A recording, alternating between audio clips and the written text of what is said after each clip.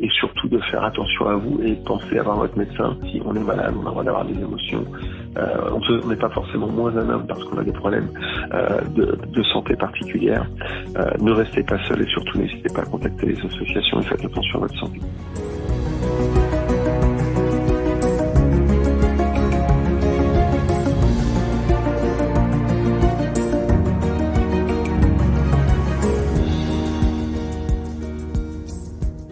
En ce moment, et comme chaque année au mois de novembre, la campagne Movember bat son plein et propose de lutter contre les cancers du testicule, de la prostate et de la verge. En 2018, le cancer de la prostate a été le plus fréquent des cancers masculins avec 50 400 cas estimés. Comment sont-ils traités aujourd'hui ? Quels sont les progrès et les innovations qui ont été réalisés dans ces domaines ? Comment vit-on après un tel cancer ? Quelles aides s'offrent à nous pour surmonter cette maladie ? Grâce au docteur Philippe Barthélémy, oncologue médical au sein de l'ICANS, et à Olivier Jérôme, ancien patient et président de l'association Sérum, nous répondrons à toutes ces questions. L'ICANS, institut de référence en France dans la lutte contre le cancer, vous souhaite une excellente écoute.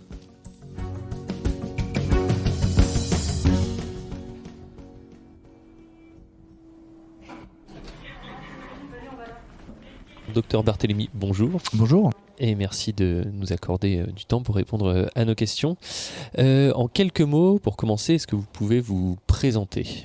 Bien sûr, je m'appelle Philippe Barthélémy, je suis oncologue médical à l'Institut de cancérologie Strasbourg-Europe à Strasbourg. Je m'occupe des cancers génito-urinaires qui englobent le cancer de la verge, le cancer du testicule, le cancer du rein, les cancers qu'on appelle urothéliaux, communément le cancer de la vessie, et le cancer de la prostate. Je m'occupe de la filière de génito-urinaire, mais également de la recherche clinique et de la plateforme de biologie moléculaire.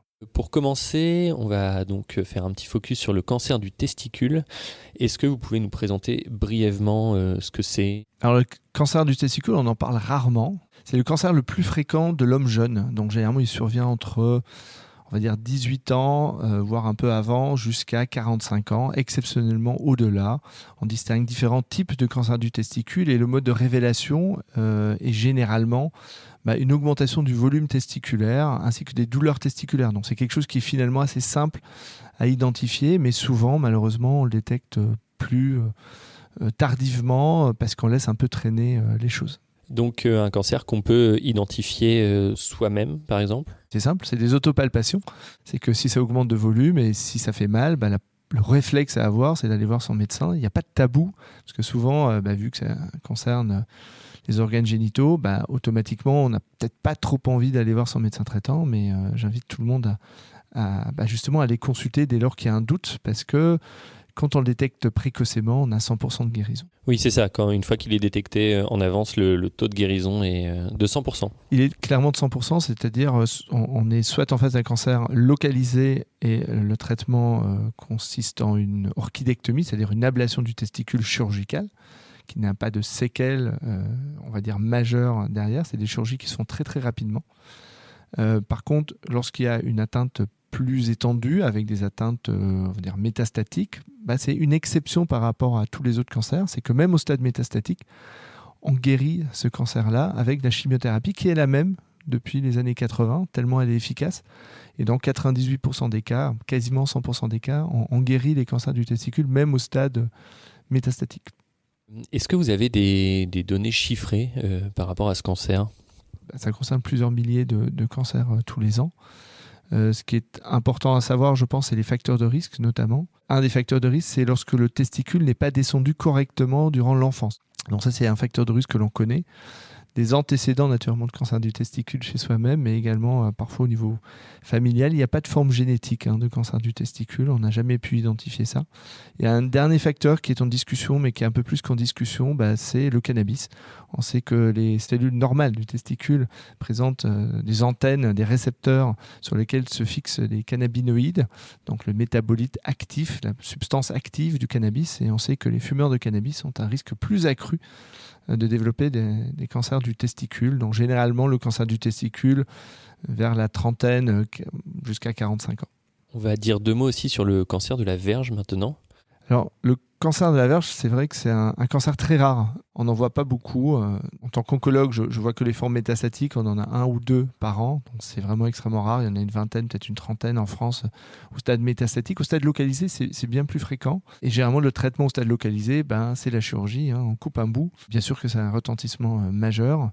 Les facteurs de risque, il y en a un, et je pense que c'est là qu'il faut insister, c'est les infections au papillomavirus humain. C'est exactement le même qu'on identifie également chez les filles pour le cancer du col. C'est un virus qui est transmissible par voie sexuelle. Et généralement, les hommes sont porteurs sains, c'est-à-dire en gros, on a le virus qui est présent et on le transmet lors des rapports sexuels. Et donc, ça augmente le risque clairement de cancer du col, de cancer de la gorge également, et naturellement le cancer de la verge. Et aujourd'hui, on a quand même la chance d'avoir un vaccin. Et je pense qu'aujourd'hui, j'invite tout le monde, et c'est les recommandations qu'on va émettre au sein de l'Association française d'urologie, pour favoriser la vaccination non seulement chez les jeunes filles avant le premier rapport sexuel, comme c'est déjà préconisé aujourd'hui, mais également les garçons, c'est très important, pour pouvoir franchement éradiquer le cancer de la verge et éradiquer une énorme partie des cancers de la gorge, tout comme les cancers du col de l'utérus chez les jeunes filles. Passons au cancer du rein maintenant. Le cancer du rein, c'est un cancer, il y en a 14 000 à peu près en France. Le mode de découverte, c'est lorsqu'on fait une échographie, un scanner, une imagerie, pour une autre raison, et on découvre une tumeur, une boule au niveau du rein. Et donc, dans la majeure partie des cas, c'est le mode de révélation premier. Un autre mode de révélation, c'est le sang dans les urines. Donc, dès lors qu'on a du sang dans les urines, il y a 2 diagnostics à envisager, et on va parler un peu plus tard, c'est le cancer de vessie et le cancer du rein. Lorsqu'il est localisé, confiné au niveau du rein, le traitement est chirurgical. Dans 98% des cas, de plus en plus, on va vers des thérapies ablatives. Alors c'est quoi ? En radiologie interventionnelle, on met des aiguilles et on congèle, ce qu'on appelle la cryothérapie, ou alors on peut le brûler, ce qu'on appelle la radiofréquence. Ça marche extrêmement bien et on l'utilise couramment, notamment à Strasbourg, on a une expertise dans le domaine. Néanmoins, le traitement de référence reste la chirurgie. Alors, soit l'ablation d'une partie du rein, c'est ce qu'on essaie de faire dans la majeure partie des cas, soit le rein dans son intégralité lorsque la tumeur est trop volumineuse, en ayant vérifié au préalable que l'autre rein fonctionne suffisamment bien, parce qu'aujourd'hui, bien entendu, on peut vivre avec un seul rein. Au stade métastatique, il y en a moins, il y a 4 000 cancers du rein métastatiques. Il est vrai qu'en Alsace, on a une incidence des cancers du rein qui est 10 fois supérieure, par exemple, au Calvados. Alors, on n'a pas vraiment de piste, on connaît des facteurs de risque dans les cancers du rein, qui est l'obésité et le surpoids, qui est un des facteurs de risque. Le tabac est un deuxième facteur de risque. Il y a énormément de facteurs environnementaux et on pense que l'Alsace peut être plus soumise à ces facteurs environnementaux, que ce soit des pesticides ou autres toxiques que l'on peut retrouver dans notre alimentation. Il y a certaines régions dans lesquelles on a davantage de cancer du rein, et c'est la région d'Angers, la région de Bordeaux, donc là où on a quand même pas mal de vignes, et on pense que tout ce qui est substance que l'on déverse sur nos vignes, peut-être que ça peut avoir une influence et que c'est un des toxiques environnementaux. Pour l'instant, on n'a aucune preuve, bien entendu, et on est en train de monter des études au sein du comité de cancérologie de l'Association française d'urologie, auquel je participe, pour essayer d'identifier tout ça. Il n'y a pas de dépistage dans le cancer du rein, et de la même manière, on essaie de monter une étude qui permettrait de voir est-ce qu'on arrive à identifier les cancers du rein au stade précoce pour pouvoir guérir tous ces cancers-là. Aujourd'hui, la chirurgie reste le traitement de référence, et depuis très très peu, depuis quelques semaines seulement, dans les cancers à haut risque de récidive malgré la chirurgie, on propose de faire des traitements post-opératoires, comme on le fait dans d'autres cancers, pour réduire le risque de récidive. Aujourd'hui, on a la chance d'avoir l'immunothérapie, qui sont donc des médicaments en perfusion qui stimulent le système immunitaire et qu'on va pouvoir utiliser dans les mois qui viennent pour réduire ce risque-là. On a les premières données positives de cette approche thérapeutique et on vient de valider, pas plus tard que là, les recommandations françaises qui rejoignent les recommandations européennes et internationales sur la nécessité de faire ce type de traitement en cas de haut risque de récidive. Concernant le cancer de la vessie maintenant, qu'est-ce que vous pouvez nous en dire ? Maladie du sujet âgé, donc la moyenne d'âge c'est plutôt 70 ans et plus. Le facteur de risque, c'est pareil, on le connaît très bien, c'est le tabac, sans aucun doute. Et en fait, c'est des expositions professionnelles. On a aujourd'hui tout ce qui est pétrochimie, pneumatique. On a des usines de pneumatiques pas très loin et des usines, tout ce qui est voiture également pas très loin. Et donc, on a beaucoup de patients avec des expositions professionnelles également, des anciens mineurs qui doivent exposer. Et donc, on a beaucoup de cancers de vessie également, beaucoup plus que dans d'autres régions en France. Les cancers de la vessie sont très fréquents. Il y en a 15 000 approximativement par an en France. Il faut faire le distinguo entre des cancers qu'on appelait auparavant superficiels de vessie. Ça équivaut à des polypes que l'on enlève. Pour ces cancers superficiels de vessie, le risque majeur, c'est que ça revienne en fait. Et qu'un jour, ça atteigne le muscle vésical, parce que finalement la vessie c'est un muscle qui se contracte, et lorsque ça atteint le muscle vésical, il y a un risque de métastase. Et dans cette situation-là, le traitement aujourd'hui, c'est une chimiothérapie préopératoire, parce qu'on sait que ce sont des cancers qui sont extrêmement sensibles à la chimiothérapie, suivi d'une chirurgie. La chirurgie aujourd'hui, c'est l'ablation de la vessie. Dans des cas très sélectionnés, on peut envisager de la radiothérapie associée à de la chimiothérapie pour assurer ce qu'on appelle la préservation vésicale, pour ne pas être obligé d'enlever la vessie. Car qui dit enlever la vessie dit mettre une poche pour recueillir les urines.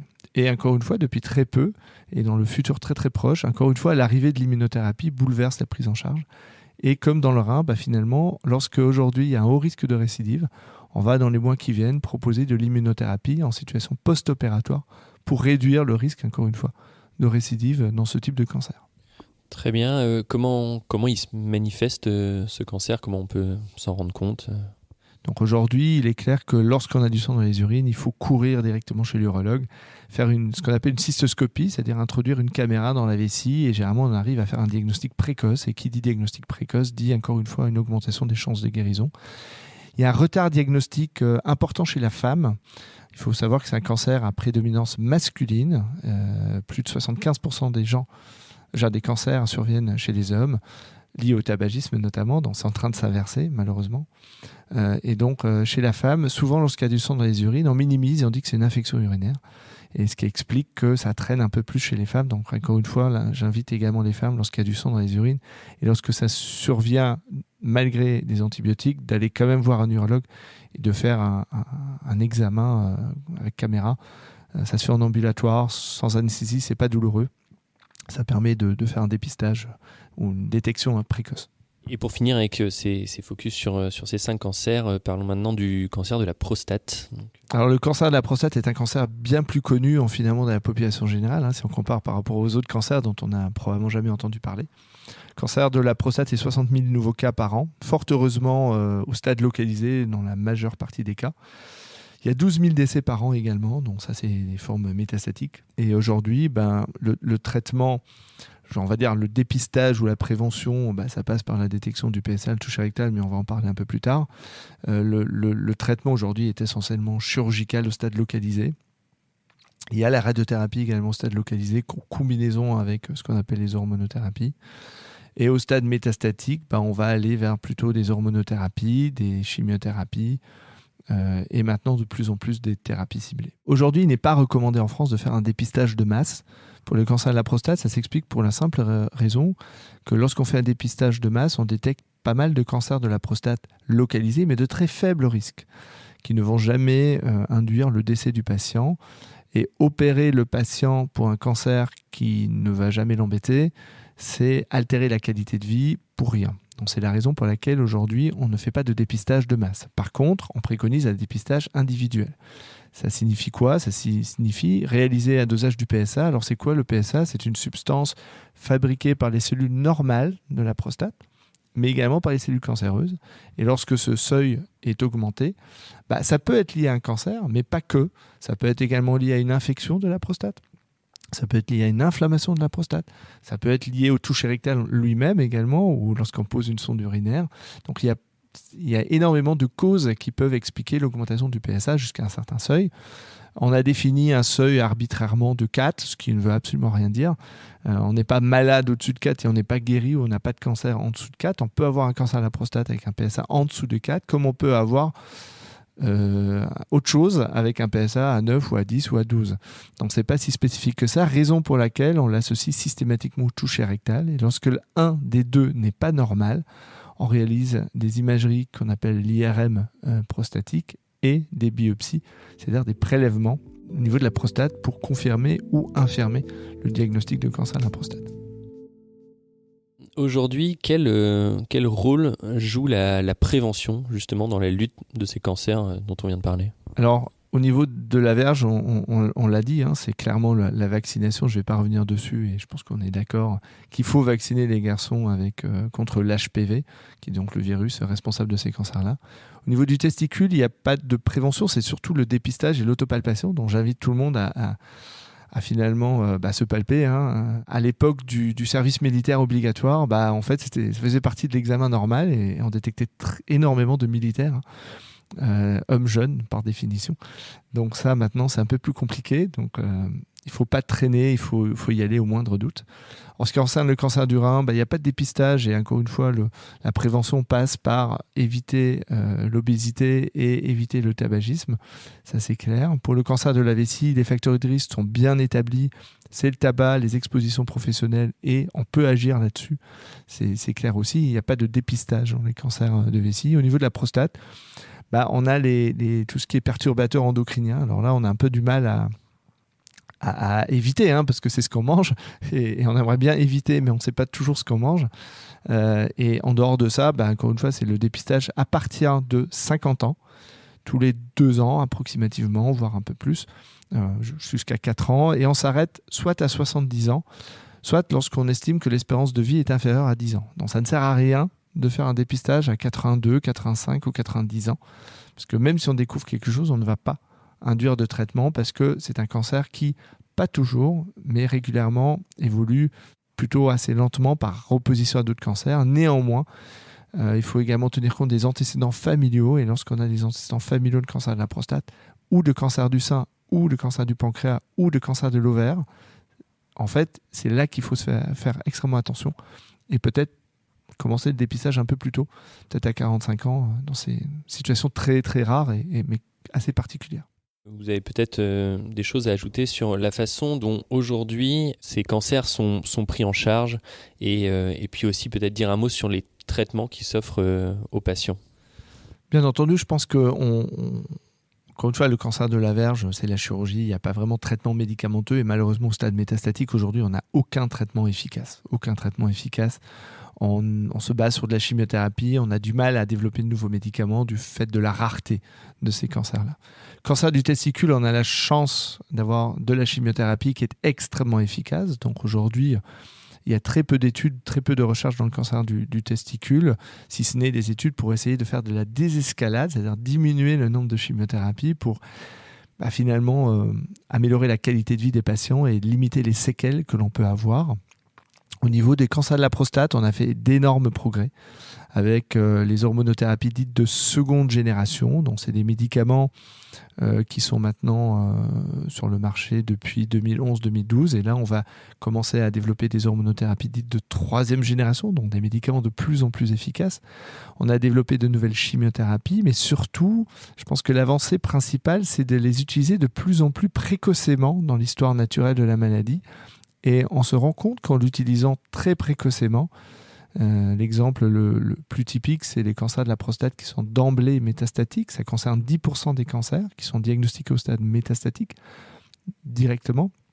On a multiplié par 5, 6, 7, 8 l'espérance de vie, tout simplement en utilisant nos médicaments qu'on avait de manière extrêmement précoce. L'autre avancée qu'on a fait, c'est les imageries dites métaboliques. Donc aujourd'hui, on fait des PET scans, mais avec des traceurs particuliers. C'est des examens très particuliers qui sont disponibles en France que depuis très peu de temps, depuis 2-3 mois, 4 mois. Je pense que dans l'avenir très proche, on va avoir accès à ce qu'on appelle des cartes d'identité génétiques de la tumeur. On va faire ces cartes d'identité génétiques de la tumeur. On le fait déjà à Strasbourg parce qu'on a un partenariat pour pouvoir le faire. Et grâce à ça, on va aller vers un traitement personnalisé.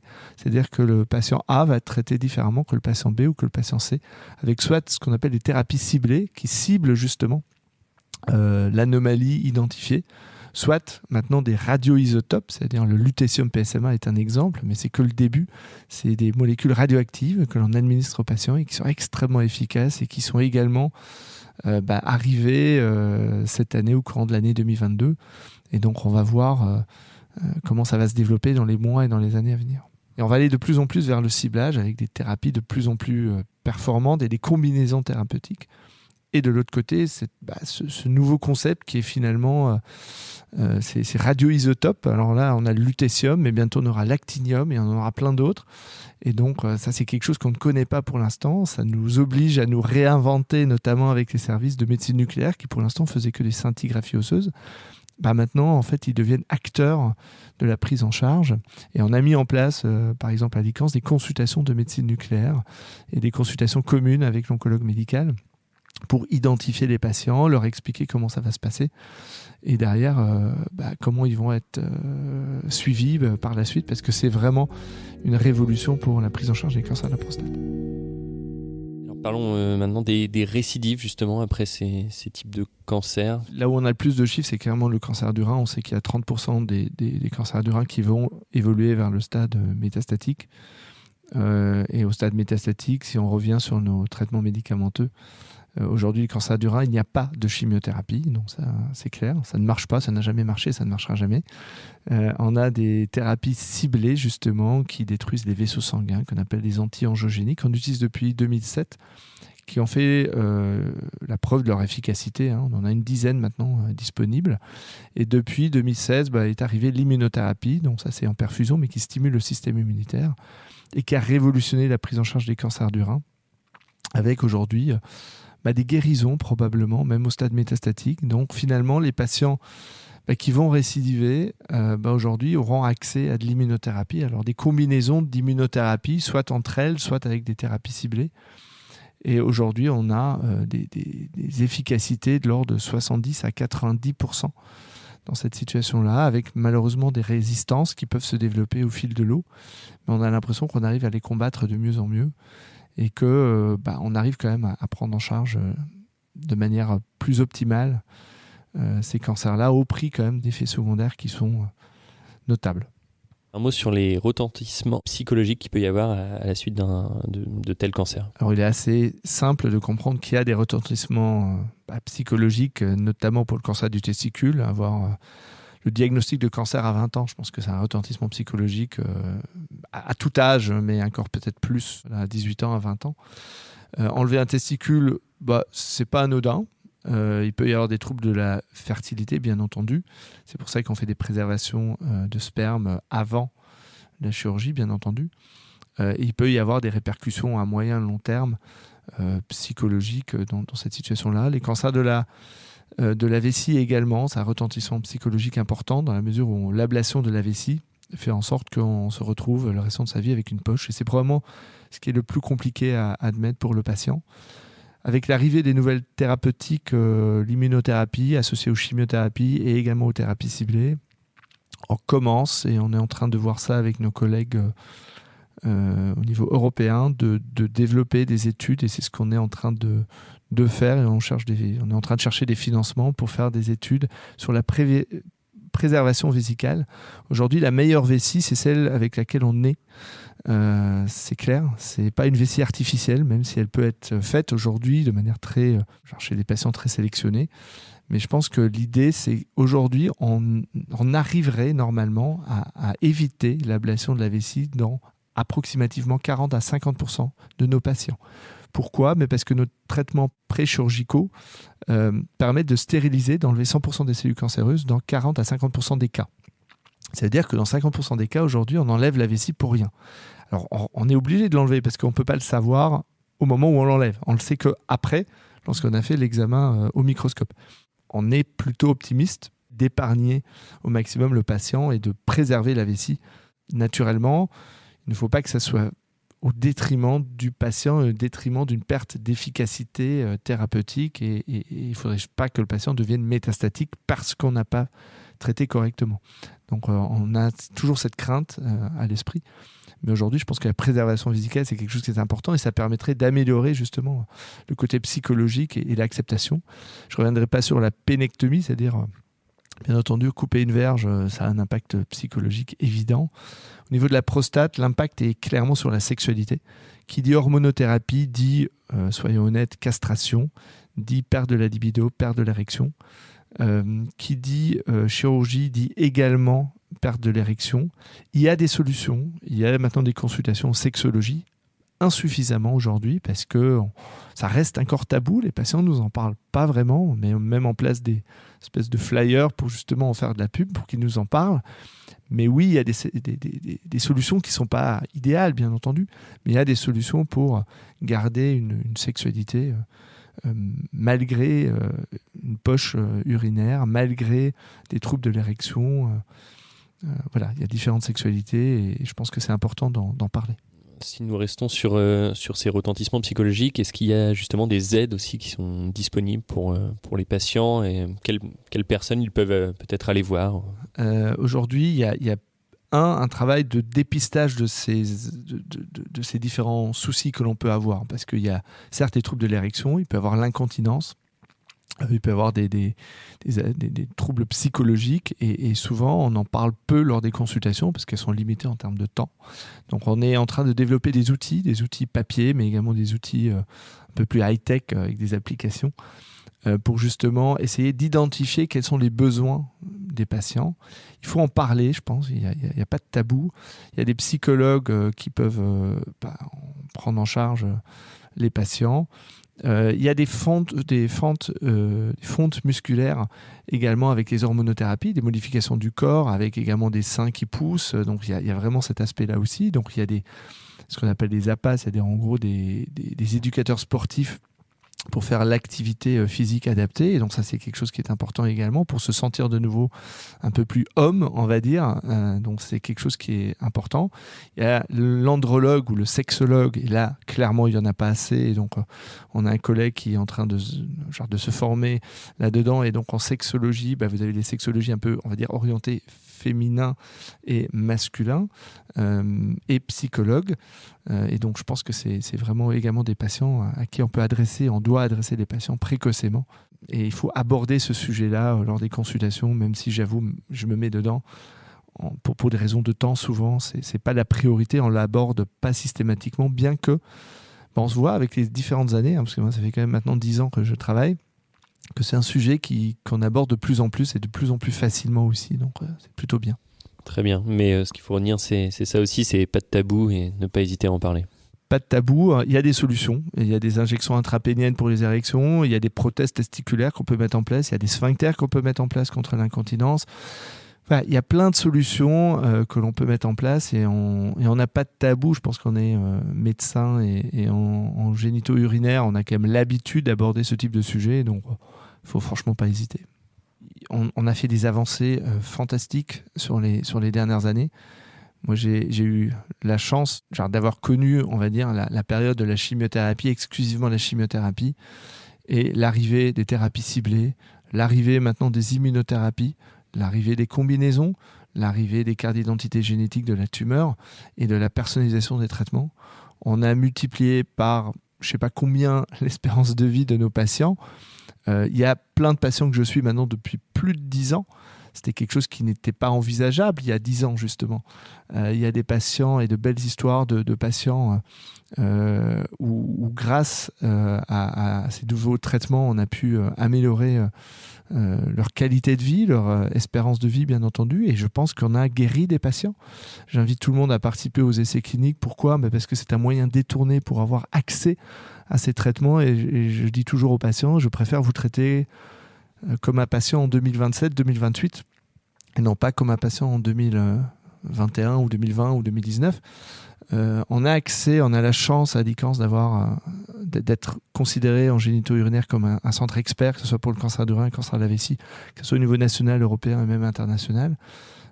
Et donc on a la chance d'avoir accès à toutes ces nouvelles thérapeutiques innovantes. L'objectif, bien entendu, c'est ne pas utiliser le patient pour les essais cliniques, mais bien l'essai clinique pour le patient. Je pense que c'est important et j'y tiens.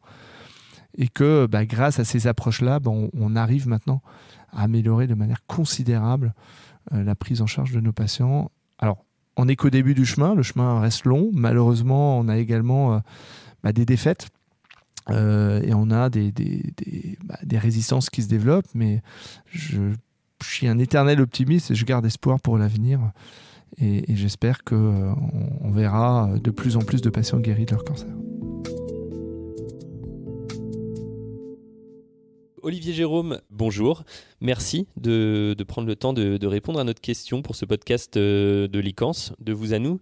En quelques mots, pour commencer, est-ce que vous pouvez vous présenter, nous dire comment vous vous appelez, ce que vous faites dans la vie, et puis également nous parler de votre parcours en tant que patient.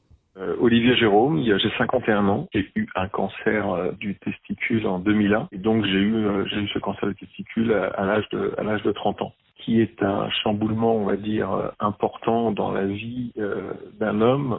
À l'époque, il existait très très peu de soutien à ma connaissance vis-à-vis de ça. Donc j'ai été accompagné, fort heureusement, on va dire, par mon épouse qui a été très présente tout au long de mon parcours de soins, où j'ai eu un peu des traitements de chimiothérapie, donc d'ablation du testicule d'abord, qui s'appelle une orchidectomie, qui est un très très très joli mot, mais qui n'a rien à voir avec l'orchidée malheureusement, qui est l'ablation du testicule, qui est en règle générale le premier acte qui est réalisé lorsqu'il y a une suspicion, ou en tout cas l'apparition d'un cancer du testicule.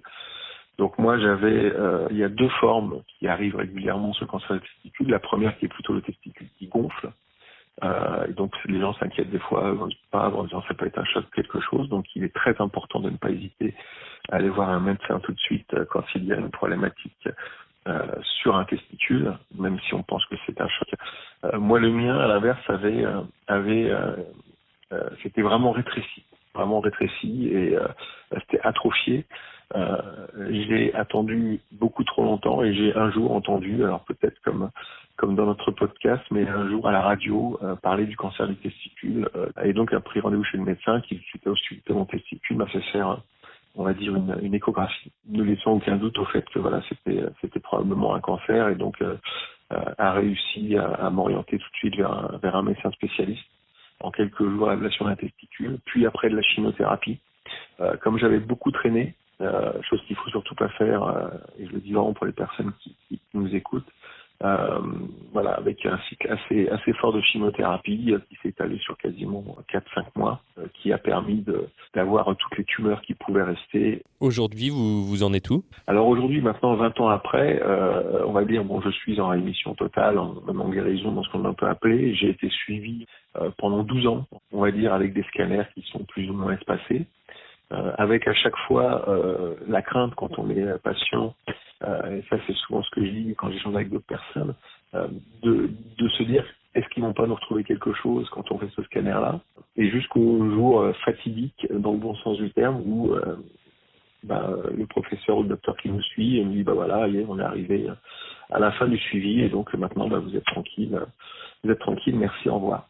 Et puis au fond de soi on a toujours un petit peu cette inquiétude en se disant mais j'ai été suivi pendant 12 ans, j'ai quelqu'un qui a fait attention à ma santé, ou en tout cas à celle de mon testicule ou du cancer que j'avais pendant 12 ans, et puis de se dire maintenant, on est soumis à notre propre surveillance en disant, voilà, j'ai eu un cancer, je dois faire attention et continuer effectivement à surveiller à ce que tout se passe bien. Donc c'est assez ambigu d'ailleurs comme situation. Quels sont justement les retentissements psychologiques qui surviennent pendant et puis peut-être après, même une fois en rémission, suite à un tel cancer ? Bon, le premier déjà, je pense que c'est l'annonce du cancer déjà. C'est assez compliqué. Hein. Je me suis vu quelqu'un de fort, de combattant, de ne voulant pas baisser les bras, etc. Ma femme, mon épouse, quand elle raconte effectivement ça, elle me dit non, tu t'es vraiment effondré et tu t'es peut-être senti comme ça, mais tu ne l'étais pas. Donc c'est pour ça que c'est important d'avoir du support à côté. Après, l'aspect psychologique, c'est déjà d'entendre le mot de cancer. Il y a 21 ans et encore aujourd'hui, pour la plupart des gens, cancer veut dire mort. À un moment donné, il faut aussi dire ce que c'est. Heureusement, les avancées médicales, de traitement, etc. ont tellement évolué. Alors pour le cancer du testicule, je crois que c'est quasiment le même depuis 20 ans, peut-être même depuis plus longtemps. Chose qui marche très très bien. Après, l'aspect psychologique, c'est ça, c'est d'entendre le mot de cancer et qu'à un moment donné, faut savoir l'annoncer. Je pense que de plus en plus, il y a des consultations avec l'infirmière d'annonce, avec des médecins qui savent de mieux en mieux annoncer effectivement la maladie. Pour le cancer du testicule particulièrement, moi je me souviens quand on était môme ou quand on le dit maintenant encore, quand on dit à quelqu'un t'as pas de couilles, c'est que t'es pas un mec, t'as pas de courage, t'as pas de couilles. Quand on a un testicule en moins, on est quoi ? On a un peu de courage, la moitié de courage ou pas ? Non, on est toujours un homme. On a un deuxième testicule, ça marche toujours aussi bien. Et même si on n'avait plus de deuxième, on reste un homme. C'est juste une question de visibilité et de psychologie, effectivement, de se croire toujours un homme et d'être toujours un homme. Ça, c'est important. Donc après, il y a tout l'aspect suivi médical. qui est des fois compliqué, hein. La chimiothérapie, on perd, en tout cas à l'époque, et je pense toujours un peu maintenant, on perd les cheveux, on a des vomissements. Voilà, la mode, moi, c'est arrivé donc en 2001. Donc Fabien Barthez, qui était chauve et gardien de but, qui a gagné la Coupe du Monde en 98, c'était la mode d'avoir les cheveux rasés. Là, quand on l'a cherché, c'est bien. Quand on l'a pas cherché, et qu'on a plus de poils et qu'on a plus de sourcils, qu'on a plus de trucs comme ça, c'est quand même pas exactement la même vision. Donc c'est aussi compliqué à vivre. C'est aussi potentiellement le regard des autres. Il faut pas hésiter effectivement à consulter un psychologue et avoir un soutien psychologique par des gens qui savent faire. Parce que même si on est une famille et qu'on a envie d'accompagner un patient malade, quelqu'un de sa famille, c'est jamais évident parce que c'est un métier. Après un parcours comme le vôtre, il y a, j'imagine, un avant et un après. Pour vous, qu'est-ce qui a changé ? Quand on est passé par un cancer, donc des fois synonyme de très proche de la mort, hein, se prendre la tête pour des choses qui sont futiles aujourd'hui, c'est plus du tout dans la mentalité, par exemple. Je pense qu'on s'attache à des choses beaucoup plus essentielles. De relativiser les choses. Moi, je dis souvent ça en discutant avec des collègues, mais il faut relativiser. On dit, il faut relativiser, c'est facile. Et je pense qu'à un moment donné, quand on a passé un cap et qu'on a passé dans une maladie grave, on a une autre vision des choses qui nous permet effectivement de se dire, bon, ça c'est l'important, oui. Ça, c'est pas très important, on va pas se prendre la tête pour ça. Alors, vous êtes également président de l'association Cerom, C-E-R-H-O-M. Cerom est né en fait d'une réunion qui avait réuni plusieurs patients, on va dire cancer de la prostate. Lors d'une réunion, j'avais reçu un courrier, j'ai dit à ma femme, j'écoute, faut que j'y aille parce que voilà, c'est important, il y a peut-être des choses qui sont à discuter et voilà, je peux pas ne pas y aller. Donc on y a été avec mon épouse et finalement, on a présenté un peu les chiffres, des choses comme ça, on a discuté entre patients et on s'est dit que finalement, comme il y avait quasiment rien qui existait, il était important justement de peut-être faire bouger les lignes, à la fois pour aider les patients, qui est le premier but de l'association Cerom, mais aussi de pouvoir faire bouger un petit peu les lignes auprès des pouvoirs publics, pour essayer de faire parler un peu plus des cancers masculins. Donc c'est une association de patients, hein, donc il n'y a pas de médecin directement dans l'association. Et on est là on a créé un centre d'écoute d'ailleurs qui permet justement aux hommes éventuellement d'appeler parce que ils ont du mal à venir nous rencontrer. On intervient aussi des fois dans différents hôpitaux pour parler de prostate, pour parler de cancer des testicules, etc. Et on s'aperçoit que les hommes, alors encore plus pour le cancer de la prostate, mais ne viennent pas tout seuls nous voir. Des fois c'est sa femme qui tient l'homme et qui nous emmène vers le stand, vient nous voir et dit viens, on va discuter. On dit qu'un homme est pudique. Moi je pense que plutôt un homme n'a pas envie de parler de ses problèmes effectivement de masculinité. Et donc on s'est dit qu'en créant un centre d'écoute à base de téléphone portable, on allait pouvoir justement le faire. Et donc on a régulièrement des appels de gens qui viennent nous parler de leur problème de cancer du testicule, de cancer de la prostate, qui veulent évoquer effectivement un petit peu cet échange de patient à patient, de petites astuces, de parcours de vie, d'essayer d'exprimer aussi que on est toujours là, que la personne qui vient d'apprendre qu'il a un cancer peut être accompagnée, qu'on peut l'épauler, qu'on peut discuter avec lui à chaque moment du vécu que l'on a eu. Puis on a d'ailleurs le mercredi des médecins qui nous aident régulièrement sur notre ligne d'écoute pour que les gens puissent avoir des médecins, dont le docteur Barthélémy nous aide régulièrement d'ailleurs. Et je l'en remercie de vive voix. Merci de donner cette visibilité sur ce podcast sur les cancers masculins parce que c'est le premier cancer en France et c'est celui dont on entend parler le moins. On a d'ailleurs, nous, sur le cancer des testicules, fait quelques spots de sensibilisation qui ont été plus ou moins vus, mais plutôt bien repris par les médias, etc., qui s'appelle Un vrai film de boule. Ça fait parler un petit peu. Je pense que c'est ce qui a beaucoup fait rigoler aussi les gens. Le premier, c'était sur la pétanque en disant attention à votre matériel. Et le deuxième était avec du bowling pour faire attention à vos boules, etc. On a été partenaire d'une application qui s'appelle VIK Prostate. VIK Prostate, qui est un petit chatbot, donc qui est une application avec laquelle les patients vont pouvoir discuter, avoir quelques informations médicales, pouvoir contacter l'association. C'est absolument pas pour remplacer ni l'association ni les médecins, hein. C'est vraiment quelque chose de complémentaire puisqu'on s'aperçoit aussi souvent en tant qu'association, toujours Cerom, quand on a des appels, que les patients n'ont pas osé poser toutes les questions à leurs médecins. D'ailleurs, est-ce que vous pouvez nous rappeler peut-être le numéro du centre d'écoute de l'association Cerom ? Donc il y a 2 numéros qui sont le 07 82 33 15 72. On peut l'appeler tout le temps, mais il y a une permanence, ça c'est sûr et certain, par des patients le lundi soir de 19h à 22h et tout le reste de la semaine bien sûr. Et ça, ce numéro est beaucoup plus spécialisé sur le cancer du testicule. On a un autre numéro qui est le 06 41 22 4151, qui est ProstÉcoute, donc sur le cancer de la prostate. Et le premier numéro, le mercredi de 19h à 22h, où il y a les médecins qui, tous les mercredis, effectivement, sont là pour répondre aux questions médicales, puisque Serum n'a pas de vocation à avoir une réponse médicale. Nous sommes des patients, on ne va surtout pas rentrer dans l'aspect médical des choses, nous en tout cas. C'est pour ça que des médecins nous aident le mercredi.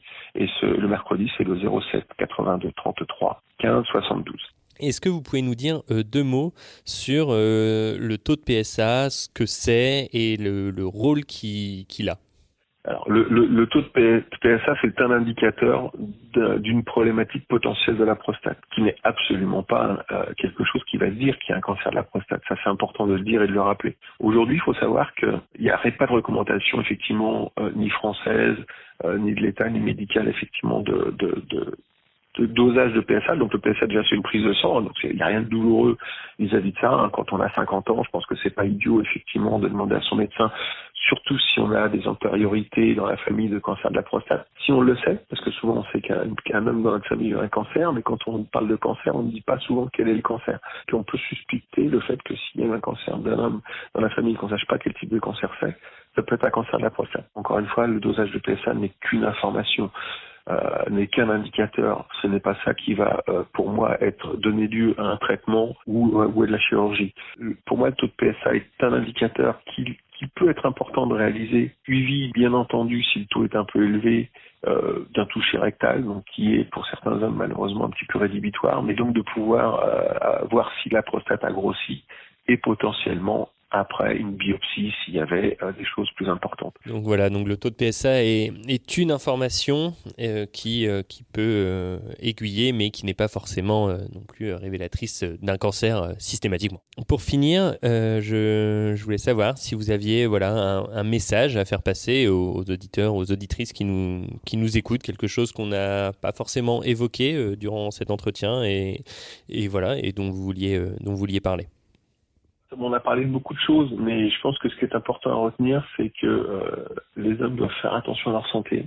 On ne fait pas assez attention à notre santé, on doit faire attention à nos testicules, on doit faire attention à notre prostate. On ne doit surtout pas non plus rester seul face à la maladie, donc c'est pour ça que Serum existe. Il ne faut pas hésiter de contacter Serum.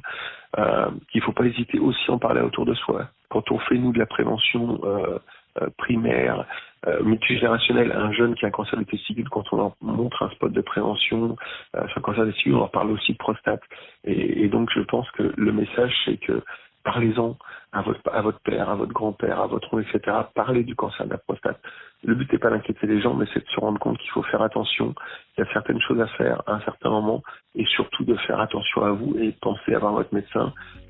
Encore une fois, un homme, on n'est jamais malade, mais si on est malade, on a le droit d'avoir des émotions.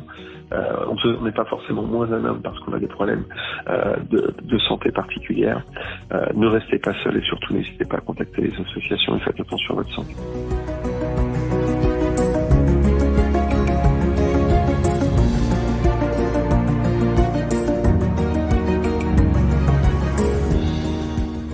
Pour davantage d'informations sur la lutte contre le cancer, vous pouvez suivre Licence sur tous ses réseaux sociaux ou contacter l'espace rencontres et informations de Licence, un lieu d'accueil, d'écoute et d'échange à disposition des patients et de leurs proches.